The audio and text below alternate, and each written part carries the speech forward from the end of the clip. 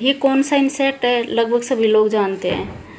इसको यहाँ हमारे गांव के अंदर है गजाई बोलते हैं और इंग्लिश के अंदर है इसको ग्रीन हाउस मिलीपैड बोलते हैं।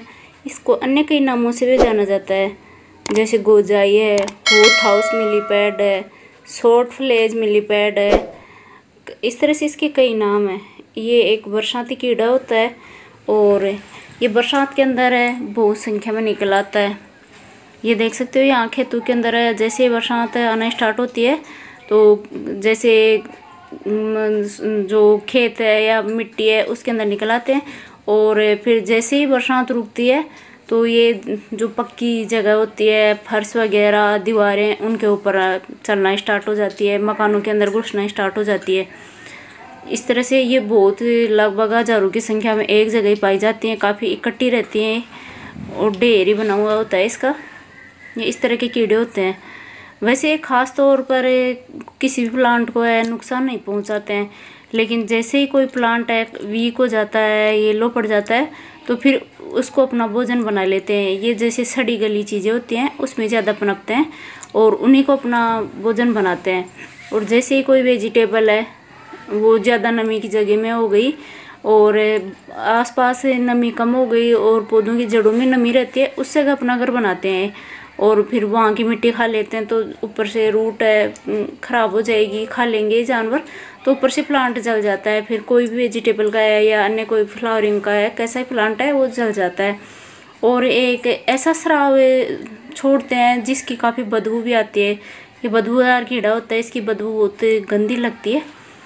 तो इस तरह का ये होता है। वैसे इंसानों को ये काटता नहीं है और ना ही कोई अन्य कोई नुकसान पहुंचाता है, पर जैसे ये कहीं दब जाए तो अन्य जो जीव अपनी जान बचाने के लिए काट लेते हैं, वैसे काट भी सकता है, पर इसका अभी तक कोई नुकसान नहीं पाया गया कि ये काट लिया और उससे ये साइड इफ़ेक्ट हो गया। जैसे मक्खी मच्छर काट लेते हैं वैसे इसका काटने का दर्द होता है।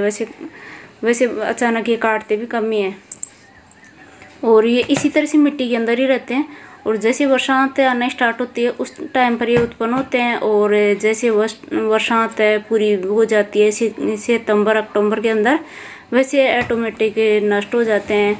और कुछ है जो नमी की जगह होती है वहाँ जाकर छुप जाते हैं और जैसे फिर बरसात आती है ऑटोमेटिक बाहर निकलना स्टार्ट हो जाते हैं।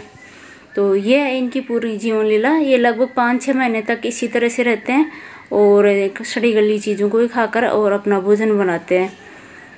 और वैसे लगभग सभी लोग इनको जानते भी हैं क्योंकि गाँव में, शहरों में हर जगह पाई जाने वाली एक इंसेक्ट है, कीड़ा है जो कहीं भी निकल आता है। और फिर जैसे दीवारें होती हैं उनके ऊपर रेंग रेंग कर और चढ़ जाते हैं और उनके ऊपर है कलर कैसा भी किया हो उन पे निशान छोड़ जाते हैं। इनसे अलग सा ये निशान छोड़ कर जाते हैं जिससे दीवारें ख़राब हो जाती हैं।